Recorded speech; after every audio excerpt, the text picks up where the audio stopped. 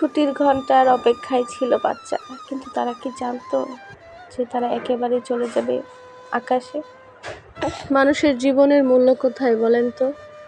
যেখানে ছোট ছোট নিষ্পাপ ফুলের মতো শিশুদের প্রাণের কোনো মূল্য নেই, মুহূর্তেই ঝরে যায়, আগুনে পুড়ে ছাই হয়ে যায়, সেখানে আমাদের মতো সাধারণ মানুষের মূল্য তো আরও নেই। আসসালামু আলাইকুম, আমি শাহানা ইয়াসমিন। আশা করি সকলে ভালো আছেন। এটাও জানি দেশের চলমান পরিস্থিতিতে আমার মতো আপনাদেরও মনও খুবই ভারাক্রান্ত। যাদের ঘরে ছোট ছোট প্রাণগুলো নিমিষেই ঝরে গেল, আর যাদের সামনে ঘটনাটি ঘটেছে, তাদের মনের অবস্থা কেমন সেটা আমি মনে করি সকলেই জানে। আমরা সাধারণত ছোট ছোট ভিডিও দেখে, লাইভ দেখে যতটুকু কান্না করেছি, আর যাদের উপরে এই ঘটনাটা ঘটে গেছে, যাদের কাছে, তাদের ক্ষেত্রে যে জিনিসটা যে কেমন হতে পারে সেটা ভাবতেই গা শিউরে ওঠে। আমি নিজেও 2 সন্তানের জননী। সামনের বছর আমার ছেলেকে স্কুলে ভর্তি করব। সারাদিন এইসব ভিডিও দেখতে দেখতে রান্না, খাওয়া দাওয়া সব কিছু আর কি উলটপালট হয়ে যাচ্ছে। এখনও নিজের মনকে শান্ত করতে পারছি না। আমি জানি আমার মতো সকল মায়েরা এরকম উদ্বিগ্ন অবস্থায় আছেন, কিন্তু কি আর করা, দেশের অবস্থা একদমই ভালো না।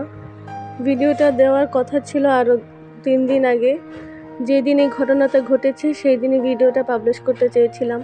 মন ভালো ছিল না দেখে আজকে অনেক দিন পর ভিডিওটা দিচ্ছি।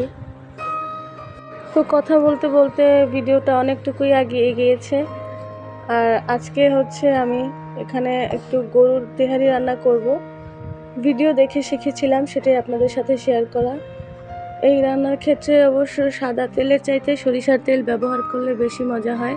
আর এখানে আমি 4টি সিক্রেট মশলা ব্যবহার করেছি, সেটাও আপনাদের সাথে শেয়ার করলাম। সেখানে আমি দিয়েছিলাম জয়ফল, এলাচি, দারুচিনি। তেহারি রান্নায় কিন্তু এই 4টি মশলা ছাড়া অন্য কোনো মশলা লাগে না।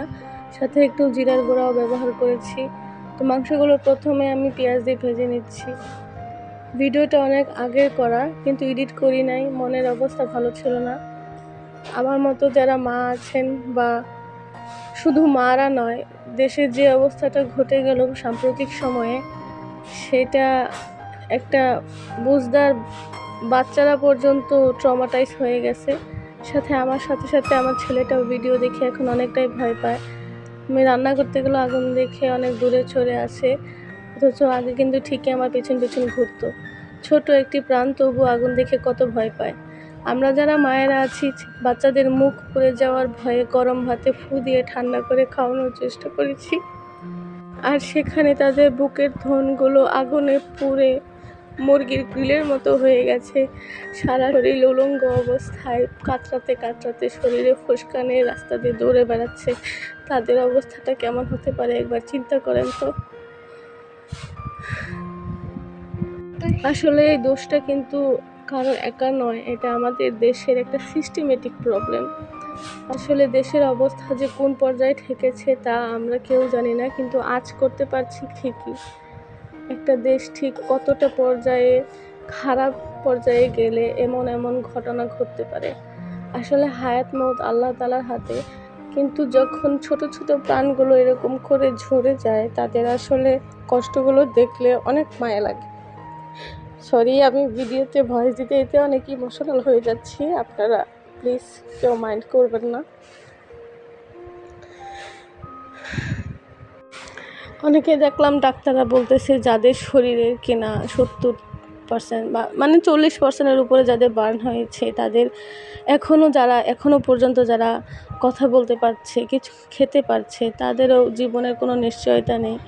কারণ তারা ডিহাইড্রেশন, পানি শূন্যতা, তারপরে সেপটিক ইনফেকশন, এগুলোর কারণেও জীবন প্রাণনাশক হয়ে যায়।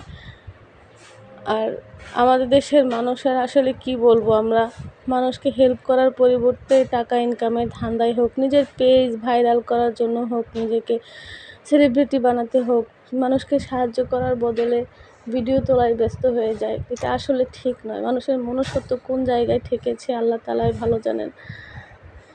আর সবাই কিন্তু খারাপ নয়। দেখতে পারবেন ভিডিওতে অনেক মানুষই নিজের জীবনের মায়া ত্যাগ করে বাচ্চাগুলোকে সাহায্য করার চেষ্টা করছে। এই পর্যন্ত 2 জন ম্যাডামও জীবন দিয়েছে। কিন্তু আমি একটা জিনিস বুঝি না যে একজন সিভিল পারসন হয়ে পাইলট যেরকম শহীদি মর্যাদা পেল, ওই ম্যাডামগুলোর কি দোষ ছিল? ম্যাডামরা তো নিজেদের জীবন বাজি রেখে এতগুলা বাচ্চাকে সিকিউর করার চেষ্টা করেছে।